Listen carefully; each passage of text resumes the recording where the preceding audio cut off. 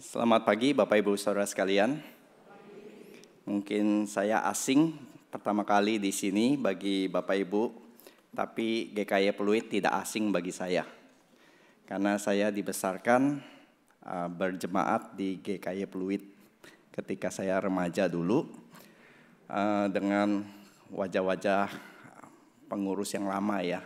Misalnya siapa Jeffrey, Agus, dan yang lain-lain. Saya dibaptis di bawah pendeta David Chu waktu itu. Lalu kemudian ketika menjelang lulus SMA, saya kuliah, saya diterima di Singapura, di NTU. Lalu saya melanjutkan ke Singapura, kuliah di sana. Lalu setelah kuliah melanjutkan kerja di bidang bisnis. Lalu setelah 2011, masa kuliah saya dapat panggilan hamba Tuhan. Tapi kemudian baru setelah selesai bekerja, panggilan itu makin lama makin kuat. Lalu 2011 saya memutuskan untuk kembali ke Jakarta untuk ke seminari. Lalu setelah itu baru sekarang melayani full time sebagai hamba Tuhan, pendeta di GRI Pusat. Saya akan membahas satu bagian. Kita coba membuka dari 1 Korintus sebelum kita masuk ke dalam doa. Bapak Ibu, kita akan melihat dari 1 Korintus pasal yang pertama. 1 Korintus pasal yang pertama, kita akan melihat dari ayat yang ke-23 sampai yang ke-31. Kita akan membaca bergantian, Bapak Ibu. Saya akan memulai dari ayat yang ke-23, jemaat sekalian 24 dan seterusnya sampai yang ke-31. Demikianlah firman Tuhan. Tetapi kami memberitakan Kristus yang disalibkan, untuk orang-orang Yahudi suatu batu sandungan, dan untuk orang-orang bukan Yahudi satu kebodohan.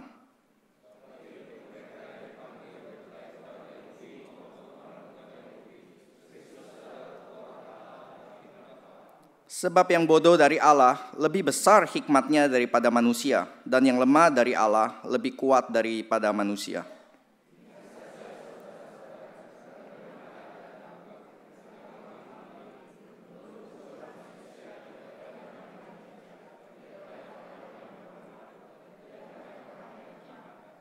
Tetapi apa yang bodoh bagi dunia dipilih Allah untuk memalukan orang-orang yang berhikmat, dan apa yang lemah bagi dunia dipilih Allah untuk memalukan apa yang kuat.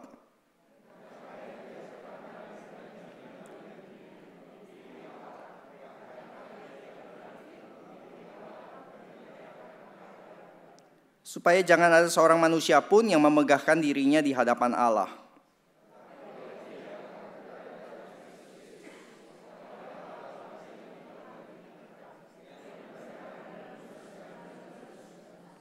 Karena itu seperti ada tertulis, barang siapa yang bermegah, hendaklah ia bermegah di dalam Tuhan. Mari kita satu dalam doa.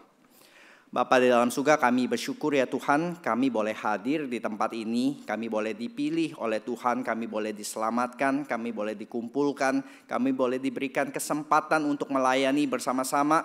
Semua adalah anugerah-Mu ya Tuhan, dan kami diingatkan dari pembacaan firman, kami bukan siapa-siapa. Engkau memilih kami yang lemah, untuk kami boleh dilibatkan di dalam pekerjaan Tuhan yang mulia. Karena itu kami sekali lagi ingin Tuhan buka hati kami untuk kami boleh sekali lagi disegarkan oleh firman Tuhan, dan kami boleh sekali lagi melihat apa yang menjadi rencana Tuhan di dalam firman-Mu, sehingga setelah ini kami boleh melayani dengan lebih giat, dengan lebih sungguh-sungguh, dan lebih memuliakan Tuhan. Terima kasih Bapa, di dalam nama Tuhan Yesus kami berdoa dan bersyukur. Amin. Bapak Ibu, kalau kita ke Eropa, salah satu yang wajib kita kunjungin biasanya adalah gereja-gereja ya. Gereja-gereja yang sudah ratusan tahun, sudah 500 tahun, sudah bahkan ada yang 1000 tahun. Dan biasanya indah, megah, besar. Saya baru dari Belanda karena melanjutkan S3, PhD. Jadi 2 bulan yang lalu itu di Belanda, lalu keliling beberapa negara. Dan di situ setiap kali masuk ke gereja, kita akan melihat apa saudara? Akan melihat ada yang namanya stained glass ya. Itu kaca yang warna-warni. Kaca yang warna-warni, terus kita melihat ada lukisan-lukisan dengan kaca-kaca yang indah. Sebenarnya saya mau tunjukkan satu foto tapi belum sempat. Tapi saudara bisa membayangkan itu ada foto-foto orang-orang suci biasanya ya. Para rasul gitu ya. Rasul Matius, Markus, lalu ada Yohanes. Dan ya orang-orang yang kalau kita lihatnya ke atas. Terus apalagi ada cahaya matahari masuk menembusi dan ruangan menjadi terang berwarna-warni. Indah sekali.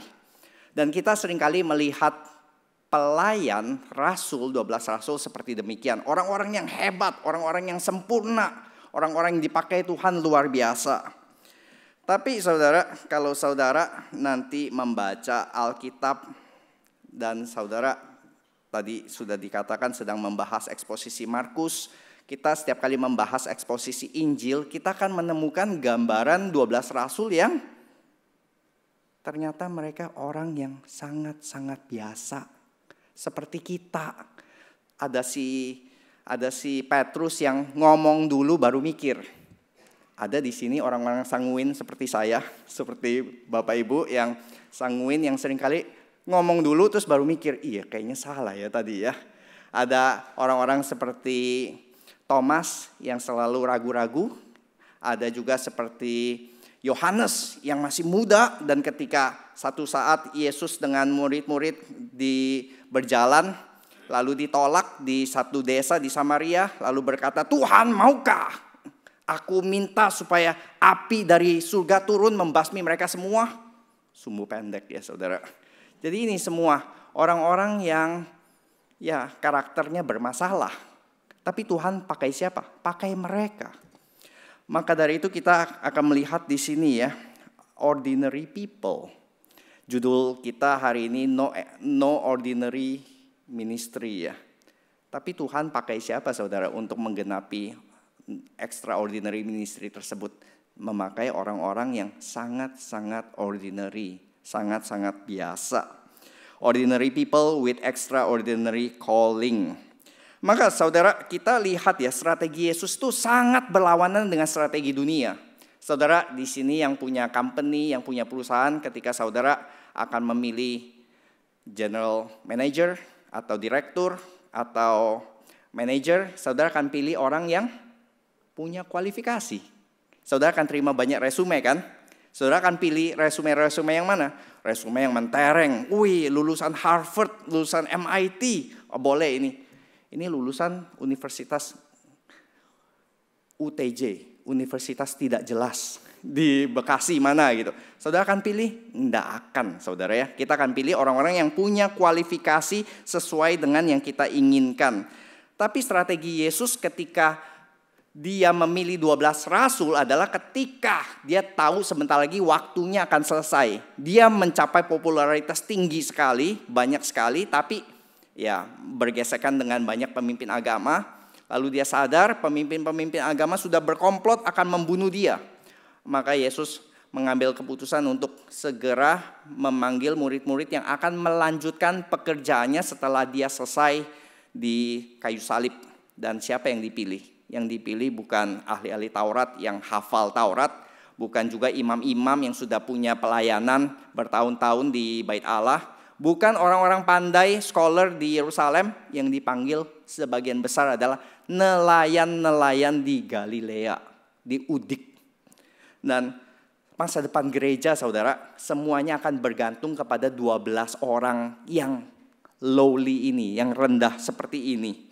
Dan masa depan gereja bergantung kepada kesetiaan mereka. Saya pernah melihat satu meme gitu ya, ketika Yesus bangkit angkat ke surga, lalu malaikat-malaikat tanya, so what's next? Next projectnya apa? Mereka yang akan lanjutkan. You mean 12 orang yang meninggalkan kamu? Yang satu mengkhianati kamu? Yang meragukan kamu? Orang that bunch of people, Jesus? Yes, they are. Terus malaikatnya geleng-geleng.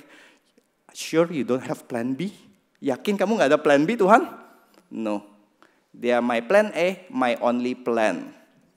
Saudara, kalau kita lihat orang-orang pada waktu itu mungkin kita akan seperti malaikat ya.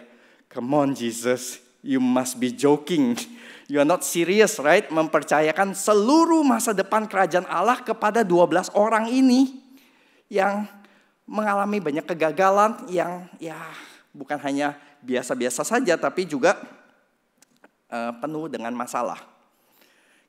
Kita nggak akan tidur tenang ya mempercayakan gereja kepada 12 orang yang nggak becus ini harusnya. Tapi Tuhan Yesus mempercayakan masa depan gereja dan kerajaan Allah di tangan para rasulnya. Maka pertama, kalau kita sekali lagi ingin melihat dunia ini itu sangat-sangat intoxicated, sangat-sangat terpana oleh segala sesuatu yang bersifat extraordinary. Saudara, ada satu buku berjudul Ordinary yang tulis Michael Horton ya.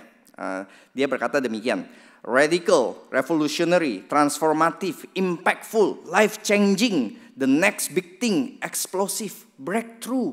Nah ini kata-kata yang bombastis yang kita suka ya, yang kita pakai untuk program gereja, untuk menarik orang untuk datang gitu. Semua film-film yang terkenal, film-film apa saudara? Film-film superheroes, Marvel. Everybody wants to be superheroes. Anak-anak saudara kalau keluar habis nonton Marvel langsung cucut gitu ya. Iron Man mau beli tamengnya mau apa gitu. Saya mau jadi superhero gitu. Gak ada yang mau jadi figuran-figurannya kan. Pasti mau jadi superhero-nya. Maka kita terkondisikan dengan semua culture di sekitar kita ini. Di dalam dunia ini kita menarik nafas dari udara yang terus minta kita untuk jadi extraordinary, menjadi special, menjadi different. Maka kita terkondisikan demikian juga kita di gereja tidak kebal. Bahwa kita juga mencari terus-menerus sesuatu yang baru. Harus yang terbaru, harus yang terhebat. Mau itu produk, mau itu juga ide atau metode perkembangan gereja. Church growth punya metode yang terus-menerus berganti. Yang lebih baru lagi, yang lebih keren lagi. Pokoknya semuanya itu harus kita adopt supaya apa? Supaya kita change the world. Wih keren ya. Kita itu bercita-cita untuk change the world. Maka kita pengen di dalam pelayanan kita pengen new method. Kita pengen new model. Kita pengen new celebrity pastor. Kita pengen new segala sesuatu yang baru. Seakan-akan old style sudah nggak bisa mencapai tujuan dari perkembangan gereja, dari pelayanan. Maka old style seperti apa? Ya seperti khotbah, eksposisi, berlutut, berdoa bersama-sama. Ya itu kan rutin. Kita pengen sesuatu yang baru, yang wah, yang kita import dari Korea atau dari mana. Semua yang benar-benar grass gitu ya. Katekisasi, persuan doa, PA, won't do the job. Gak cukup. Tapi sekali lagi kita melihat ratusan tahun, ribuan tahun Tuhan memperkembangkan gerejanya memakai apa? Memakai kalender gereja yang tadi Pak Musa Erwin ceritakan gitu ya. Bagaimana gereja terus berkembang lewat kalender gereja dengan pemberitaan firman Tuhan yang setia setiap saat. Karena dunia kita ini agak tabu dengan rutinitas, saudara. Bahwa kita kalau segala sesuatu yang rutin itu kesannya adalah membosankan, sesuatu yang harus ditinggalkan. Maka Horton sekali lagi dia berkata, ordinary has to be one of the loneliness words in our vocabulary. Makanya itu vocab yang satu kosakata yang tersendiri ya, ordinary. Kita nggak suka dicap ordinary sebenarnya saudara. Oke, saudara mau dibilang anak saudara biasa-biasa saja. Sekolahnya juga biasa-biasa saja. Reputasinya juga biasa-biasa saja. Kurang suka dong ya kalau sebagai orang tua. Orang tua kalau ambil rapot sukanya apa? Wah anak bapak luar biasa. Nomor 1. Wih dia berbeda dari murid-murid yang lain. Murid-murid yang lain itu tidur-tiduran di kelas, anak bapak yang selalu nanya di kelas. Oh iya itu yang kita sukakan ya. Satu hari anak saya yang pertama, saya punya 4 anak. Yang pertama itu waktu itu istri saya lesin di Sunter itu robotics gitu ya, les robotics gitu. Terus pulang-pulang dia dengan bangga, wih saya dapat achiever of the month mami gitu ya, achiever of the month. Wah mamanya juga bangga. Wih anakku dapat achiever of the month. Terus saya tanya, di kelas berapa orang? 3. gitu ya. Walaupun 3, 1 jadi achiever pun of the month, ya mungkin gantian ya, Juni dia, Juli teman satunya lagi, lalu Agustus satunya lagi. Tapi dapat titel achiever of the month saja sudah senangnya gitu ya. Tapi kalau misalnya ya anak bapak boleh masuk ke sekolah ini karena ada satu murid yang berprestasi tapi dia pilih sekolah lain. Jadi ada lowong. Ya untuk anak bapak yang biasa-biasa saja bolehlah masuk ke sekolah ini gitu. Saudara pulang akan mangkel ya. Kurang ajar, anak saya dibilang biasa-biasa saja. Maka saudara, kita tuh enggak suka dibilang biasa-biasa saja.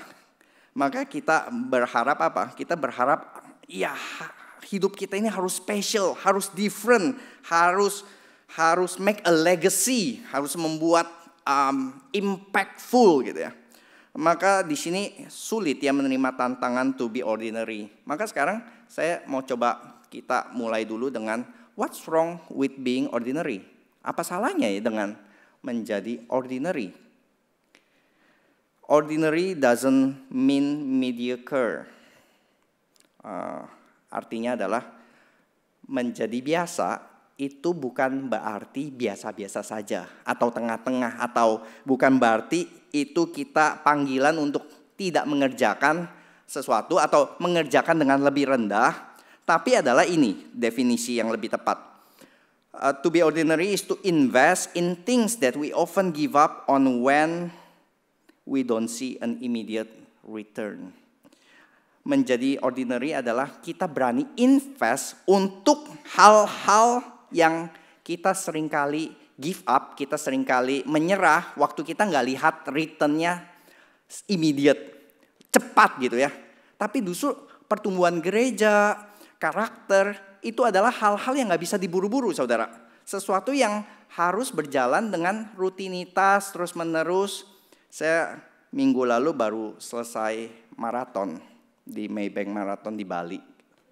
Jadi ya setengah mati, beruntung masih hidup bisa hadir di sini. Tapi itu saudara, sepanjang training 6 bulan sebelumnya kita training bersama-sama, itu adalah saya menemukan banyak kecenderungan anak-anak muda ya, maksudnya pemuda-pemudi itu ikutan training. Mereka itu setiap kali training itu pengen personal best, pengen cepet gitu ya. Wih, kalau dulu bisa segini, sekarang mau lebih cepat lagi. Tapi kunci dari maraton adalah finish maraton ya, 42 km. Itu berarti dari Pluit sampai ke mana tuh? Sampai ke Bekasi ya, sampai ke Bekasi gitu. Itu adalah bukan dengan cepet-cepetan. Tapi trainingnya adalah you have to run fast by running slowly. Porsi terbesar latihan adalah lari santai, saudara. Lari santai tapi dengan jangka waktu yang panjang. Nah itu akan membuat metabolisme tubuh kita tuh adjust. Bahwa kita akan bisa adjust lari selama berjam-jam terus menerus tanpa berhenti. Itu dengan apa? Dengan rutinitas yang membosankan. Maka banyak orang itu give up gitu ya. Aduh, saya maunya yang cepet-cepet aja. Saya maunya yang langsung instan gitu. Bisa nggak ikut maraton dalam latihan dalam 1 bulan? Bunuh diri. Gitu. Bisa nggak Bisa nggak selesai gitu dipercepat? Nggak bisa. Karena ada proses yang nggak bisa diburu-buru. Yaitu harus menjalani rutinitas yang membosankan. Lari terus-menerus berjam-jam selama setiap minggu 3-4 kali seminggu. Dan itu nggak bisa diburu-buru. Demikian juga pertumbuhan gereja, pelayanan, karakter, relasi. Itu sesuatu yang tidak bisa diburu-buru dan kita melewati dengan hal yang biasa-biasa saja. Suami istri menjadi lebih kuat relasi bukan dengan honeymoon 1 minggu. Bukan, tapi dengan setiap hari bangun, melayani, bertumbuh bersama, komunikasi lancar. Dan semuanya itu saudara, itu yang membuat stronger foundation of marriage. Bukan dengan quick fix yang 1 minggu, satu metode tertentu, enggak. Dan seringkali kita lupa bahwa kenapa sih kita pengen sekali semua yang extraordinary. Dan kita lupa bahwa Tuhan seringkali cara bekerjanya adalah sangat-sangat ordinary. Dia itu memberikan extraordinary gifts-nya itu dengan anugerahnya yang luar biasa itu dengan memakai hal-hal yang sangat biasa dan sehari-hari. Saudara, waktu Yesus hari terakhir dan dia memberikan perjamuan kudus dan dia berkata, ingatlah akan aku. Setelah ini aku gak akan lagi bersama-sama dengan kalian, tapi ingatlah akan aku. Saudara, kita sering melihat ya, kalau kita ingin mengenang seseorang yang hebat, yang luar biasa, kita bikin apa saudara? Kita bikin patung, betul ya, ada Soekarno ya, patung Soekarno, Hatta di bandara, ada patung Sudirman di sana. Kalau mau lebih heboh lagi, kita salut dengan emas, kita bikin patung emas gitu untuk mengingat dia.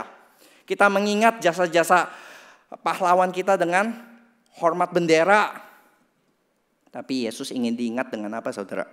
Memakai apa saudara? Bukan dengan emas, bukan dengan batu yang tahan cuaca, dengan apa? Roti dan anggur yang bisa dipatahin. Yang sehari-hari, yang memang setiap hari itu di meja makan mereka akan lihat roti dan anggur. Berarti apa? Tuhan ingin kita mengingat dia setiap hari di dalam kesederhanaan keseharian kita. Nggak harus upacara setahun sekali. Nggak harus datang ke satu tempat untuk melihat patung emas tersebut baru ingat dia. Nggak. Tuhan ingin kita mengingat dia di dalam perjamuan kudus dengan hal-hal yang sangat-sangat sehari-hari, common, ordinary. Dua hal yang wajib ada di dalam setiap meja. Jadi maka dari itu panggilan kita adalah bukan tentang menjadi ordinary atau extraordinary, bukan saudara. Panggilan kita adalah menjadi faithful dalam hal apapun yang Tuhan percayakan. Karena nanti di akhir zaman ketika kita semua akan dikumpulkan dan Tuhan akan menilai, hanya ada dua penilaian kepada hamba-hambanya, kepada pelayan-pelayannya. Hai masuklah, hai hambaku yang extraordinary. Dan perginya nyahlah engkau, hamba-hamba yang ordinary. Bukan kan ya saudara? Tapi masuklah, hai hamba Kristus. Mereka orang-orang biasa, ordinary. Tapi Tuhan yang luar biasa, sabar, never gives up on them. Yang kedua saudara, pergumulan yang kedua adalah mereka kurang rendah hati. Mereka suka meninggikan diri sendiri. Mereka egosentris. Mereka suka sombong. Mereka sering berdebat di dalam jalan kalau lagi gak ada kerjaan. Mereka kerjaannya apa? Debat. Siapa yang paling hebat? Terus kalau gak bisa berdebat lagi, panggil mamanya ya. Terus suruh nepotisme. Tanya ke Yesus, boleh gak anaknya satu di sebelah kiri, satu di sebelah kanan. Lalu 10 yang lain marah-marah. Itu saudara, kerjaan mereka itu apa? Meninggikan diri. Melihat mereka itu layak, lebih hebat. Oh ya memang kami nggak sehebat Nikodemus, nggak sehebat yang mana, tapi seenggaknya saya lebih hebat dari yang ini loh. Saudara mungkin juga dalam pelayanan, ya kita sih nggak sehebat itu ya gereja sono, kita nggak sehebat pelayan sono segala macam, tapi saya lebih hebat dari kamu lah. Saya lebih setia dari kamu yang PD-nya bolos-bolos. Nah itu kan ya.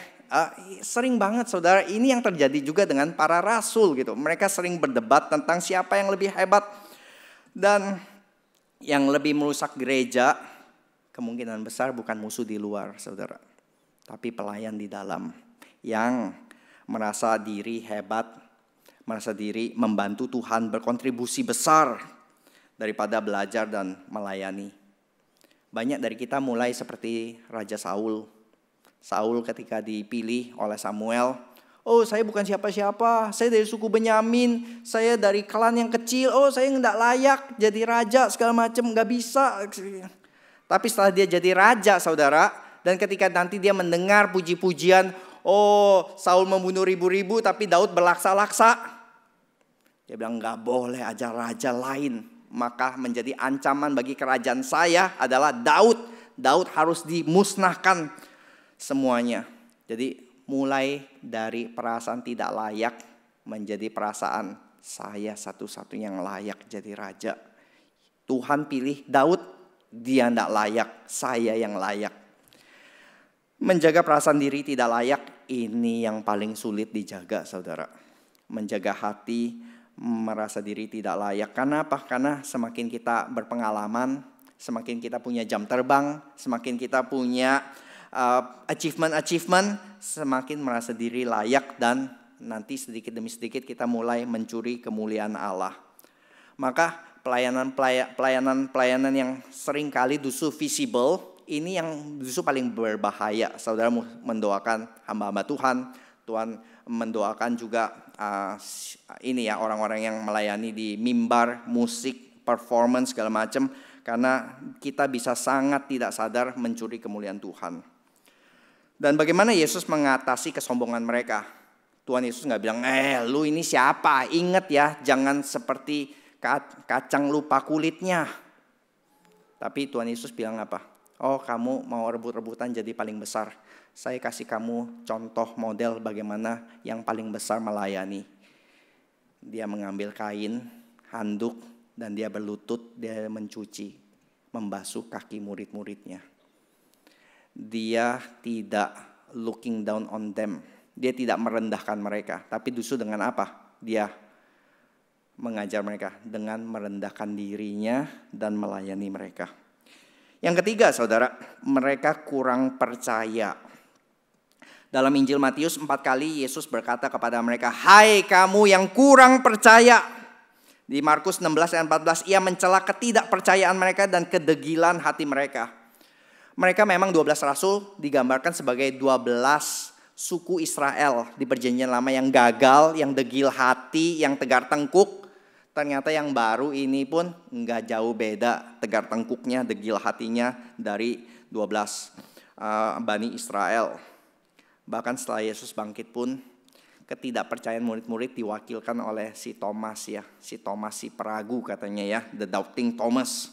Yang Yesus nggak berkata, Thomas, sini gua jitak lu ya, nggak percaya sampai gua sudah bangkit pun. Enggak. Yesus berkata apa? Taruhlah jarimu di sini dan lihatlah tanganku. Ulurkan tanganmu dan cucukkan ke dalam lambungku dan jangan engkau tidak percaya lagi, melainkan percayalah. Kata Yesus kepada murid-murid, karena engkau telah melihat aku, maka engkau percaya. Berbahagialah mereka yang tidak melihat namun percaya. Memang masih banyak tanda-tanda lain yang dibuat Yesus di depan mata murid-muridnya yang tidak tercatat di dalam kitab ini. Tetapi semua yang tercantum di sini telah dicatat supaya kamu percaya bahwa Yesuslah Mesias, Anak Allah, supaya kamu oleh imanmu memperoleh hidup dalam namanya. Jadi saudara di sini ya, Tuhan tuh sangat sabar loh menghadapi mereka yang tidak percaya sama kuasa Tuhan, yang tidak percaya sama perkataan Tuhan. Tuhan berulang-ulang mengadakan mujizat sengaja di depan mata murid-murid. Mujizatnya bukan terutama kepada mereka yang gak percaya, tapi kepada murid-murid yang di dalam supaya mereka semakin beriman kepada Yesus. Dan kita seringkali gak percaya, saudara. Kita gampang dengar firman Tuhan. Ada satu jemaat berkata ya, seringkali gak datang ke gereja lalu dibesuk sama musuhnya, sama pendeta. Bapak pendeta datang, kamu udah lama gak ke gereja? Kenapa pak? Iya ekonomi susah pak. Mesti buka toko ini hari Minggu, Sabtu Minggu juga mesti buka toko. Kalau enggak ada beras di dapur. Dapurnya gak ngebul. Ya musuhnya sambil simpati sambil berkata, iya tapi ibadah juga penting ya pak. Bapak kalau boleh coba beriman sama Tuhan. Supaya Minggu gak usah buka toko atau setidaknya datang ke gereja dulu gitu. Baru nanti sorean baru buka gitu. Siapkan hati, siapkan waktu bagi Tuhan. Gak bisa pak, ini aja sudah buka aja masih empot-empotan bagaimana. Oke pak, saya tantang bapak. Bapak tutup toko, bapak beriman, kita sama-sama doakan, kita dukung. Bapak mau belajar beriman sama Tuhan bahwa Tuhan mampu mencukupi kebutuhan. Ya nanti ya saya doakan dulu. Tapi si bapak ini ternyata bergumul juga. Lalu dia berkata akhirnya minggu depan bilang ke Muse, oke Muse mulai bulan depan saya tutup toko lah. Muse doain ya. Ya oke.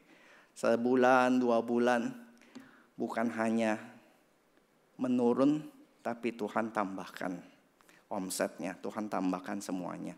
Tapi kita seringkali gak percaya. Saya dulu kerja di Singapura itu bagian properti gitu ya, jual beli apartemen, rumah. Biasa orang lihat rumah kapan saudara? Sabtu Minggu, weekend kan. Sedangkan saya ketua pemuda, saya pelayanan full, terus Minggu, sekolah Minggu. Ini gimana ini sambil pelayanan sambil harus gini. Maka saya doa, Tuhan kalau boleh nggak sih saya nggak usah viewing, saya nggak usah ini kerja hari Sabtu dan Minggu gitu ya. Ya sudah tetapkan enggak gitu ya, setiap kali mau viewing saya akan bilang nanti tunggu Senin, tunggu Selasa gitu baru bisa lihat gitu. Dan bukan hanya berkurang saudara, ini sesuatu yang saya juga alami, yaitu setelah komitmen demikian ya, setelah nekat demikian, beriman demikian, hampir seluruh dealnya itu closingnya Monday to Friday. Satu minggu tuh udah aman, nggak usah ada deal-dealan lagi gitu. Nah itu karena apa? Karena kita nggak percaya, karena kita merasa nggak bisa, kita harus usaha dengan ini kita nggak ada waktu pelayanan Pak, saya sibuk untuk ini saya. Ya Tuhan bilang apa? Siapa yang setia dalam hal-hal kecil, dia akan dipercayakan dengan hal-hal besar. Mulailah pelayanan dalam hal-hal yang kecil. Coba lihat Tuhan memimpin sampai segini, pelayanan lebih lagi, Tuhan akan berkati lebih lagi gitu. Nah seringkali ya orang berkata, kok masih bisa sih Pak 4 anak, ini bisa ini. Saya juga bingung, ya gimana ya? Gak kebayang memang sih, tapi somehow ya survive aja sampai sekarang begitu ya. Sambil pelayanan, sambil 4 anak, sambil studi lanjut, semua somehow ya ada caranya lah gitu. Saya juga nggak sakit-sakitan juga gitu ya, tidur masih normal juga dan yang lain gitu. Ya bersyukur. Somehow ya bisa aja gitu ya, Tuhan tambahkan lagi, ada kekuatan ekstra yang Tuhan terus tambahkan. Yang keempat saudara, mereka kurang komitmen. Komitmen dinyatakan ketika ada tantangan. Gampang untuk berkomitmen ketika semua lancar. Tapi justru ketika makin susah gini ya. Dan komitmen besar-besaran yang menggebu-gebu itu gampang dibikin. Tapi tunggu tantangannya muncul baru itu dinyatakan sesuai atau enggak. Murid-murid yang diwakili Petrus berkata ya, biarpun mereka semua menyangkal, aku sekali-kali tidak akan menyangkal engkau. Lalu murid-murid yang lain juga, iya kami juga. Ketika prajurit datang ke Taman Getsemani, mereka lupa semua perkataan mereka di meja makan. Mereka semua lari meninggalkan Yesus, dan Petrus si sanguin ini bahkan menyangkal Yesus 3 kali. Dan bagaimana Yesus mengobati kecenderungan mereka untuk berpaling ini? Yesus di ayat Yohanes 17 berkata, Yesus mendoakan mereka supaya akhirnya mereka akan tetap setia. Yohanes 17 ayat 12 berkata demikian. Aku telah menjaga mereka. Ini doa Tuhan Yesus kepada Allah Bapa ya. Aku telah menjaga mereka dan tidak ada seorang pun dari mereka yang binasa selain daripada dia yang telah ditentukan untuk binasa, supaya genaplah yang tertulis dalam kitab suci. Maka Yesus minta kepada Tuhan untuk jaga komitmen. Karena kalau kita yang jaga komitmen kita nggak ada cukup kekuatan. Tapi kita minta apa? Kita minta Tuhan yang jaga komitmen kita, yang menguatkan kita, yang terus menerus memelihara kita punya komitmen untuk melayani. Saudara, banyak dari kita itu sebenarnya kurang komitmen. Tapi kita membaptis dengan bahasa-bahasa yang indah dan rohani. Saya belum dikasih beban oleh Tuhan. Waktuku belum tiba. Gitu ya. Atau waktunya enggak cocok. Oh Tuhan masih mempercayakan pelayanan yang lain. Oh tentu sih mungkin aja benar ya saudara. Saya bukan berarti itu semua salah gitu. Mungkin saja belum waktunya, betul gitu. Tapi kalau kita mau jujur, banyak kali dari kita itu enggak jujur. Dan kita menolak pelayanan, kita berdalih dari pelayanan dengan kalimat-kalimat indah tersebut gitu. Masalahnya adalah kapan masalah yang tepat. Sekarang sibuk kerjaan, nanti tunggu saya nikah. Lu nggak tahu, abis nikah emangnya lebih banyak waktu gitu ya. Ya saya sibuk ini, masih baru ini. Terus nanti udah punya anak makin nggak ada waktu. Tapi justru ketika Tuhan panggil, waktunya baik atau tidak baik, Kan itu kan ada waktunya ya. Kapan memberitakan Injil? Nanti tunggu waktunya baik. Kapan waktu yang baik? Tuhan bilang baik atau tidak baik waktunya beritakan Injil. Baik tidak baik waktunya pelayanan. Dan justru kadang-kadang di dalam pemeliharaan Tuhan, waktu yang paling tidak cocok justru adalah waktu yang paling tepat. Esther kan bilang, saya nggak bisa datang menghadap raja, belum waktunya. Ini harus tunggu dipanggil. Nggak bisa saya nak jidat muncul ke depan raja gitu. Kalau raja nggak berkenan, kepalaku ini gelinding ke lantai. Terus dia bilang apa? Kamu ada di posisi ini justru untuk ini. Lu mau atau nggak mau? Nanti kalau kamu nggak mau, Tuhan akan bangkitkan yang lain. Kalau nggak mau, nggak apa-apa. Tuhan tidak tergantung kamu, Esther. Tapi kamu justru bisa menjadi ratu. Justru mungkin adalah untuk ini. Waktunya nggak cocok, timingnya nggak cocok, melawan protokol-protokol, tapi justru itu waktu yang paling tepat. Yang kelima, yang terakhir, mereka kurang berkuasa. Ada beberapa kali kesempatan di dalam pelayanan, mereka nggak bisa ngusir setan, mereka nggak bisa menyembuhkan, dan Tuhan bilang kan ya, untuk jenis ini nggak bisa diusir kecuali dengan doa dan puasa. Jadi ketidakpercayaan mereka itu yang bikin mereka nggak bisa menyalurkan kekuatan kuasa daripada Tuhan. Dan yang Tuhan lakukan apa? Tuhan gak buang mereka. Lalu Tuhan pilih yang lebih berkuasa. Tuhan bilang, tunggu sampai aku akan mengutus Roh Kudus di Pentakosta turun atas kamu dan kamu akan menjadi saksiku. Kamu akan menerima kuasa kalau Roh Kudus turun ke atas kamu dan kamu akan menjadi saksiku di Yerusalem dan seluruh Yudea dan Samaria dan sampai ke ujung bumi. Kenapa Yesus mau pilih orang-orang macam begini? Hanya ini alasannya saudara. Yaitu 2 Korintus 12 ayat 9. Kekuatannya disempurnakan di dalam kelemahan mereka. Kisah Rasul 4 ayat 13. Ketika sidang itu melihat keberanian Petrus dan Yohanes dan mengetahui bahwa keduanya orang biasa yang tidak terpelajar. Ordinary men. Heranlah mereka. Dan mereka mengenal keduanya sebagai pengikut Yesus. Doesn't matter kita ordinary man. Tapi dunia yang perlu dunia tahu adalah bukan lihat kita ini orang-orang extraordinary. Yang dunia perlu lihat adalah kita orang ordinary tapi disertai oleh kuasa Tuhan. Kita orang-orang ordinary dan mereka melihat ini pengikut Yesus yang menjungkir balikan dunia. Dan kuasa terbesar Yesus di kayu salib yang kita lihat bukan mengusir setan, bukan membasmi musuh-musuhnya. Kuasa terbesar yang Yesus tampilkan justru adalah menyerahkan diri, mengorbankan dirinya bagi orang lain. Maka di seminar pelayanan, kuasa terbesar dari kita para pelayan adalah bukan talenta saudara, bukan dompet saudara, bukan isi otak saudara. Kuasa terbesar dari kita para pelayan adalah ketika kita rendah hati mau diisi oleh Roh Kudus dan mengikut jejak Yesus Kristus, mau berkorban bagi orang lain. Dan itulah yang membuat pelayanan kita berkuasa, extraordinary. Menjadi apa saudara? Menjadi patron-patron Yesus yang dikatakan. Sekali lagi saya menutup dengan satu ayat di sini ya. Tetapi untuk mereka yang dipanggil, baik orang Yahudi maupun orang bukan Yahudi, Kristus adalah kekuatan Allah dan hikmat Allah. Mari kita minta Kristus memenuhi gereja kita, memenuhi pelayanan kita, memenuhi hati kita. Supaya lewat hidup kita, hikmat Kristus, kuasa Kristus dinyatakan oleh kita semua. Mari kita berdoa. Bapa dalam surga, kami bersyukur. Biarlah kami boleh semakin bergantung kepada kuasa-Mu ya Tuhan. Kuasa yang datang oleh Roh Kudus, bukan kuasa-kuasa yang ditawarkan yang menjadi gagasan ide-ide dari dunia ini. Tetapi kami boleh melihat bijaksana Tuhan ketika justru kami kosong.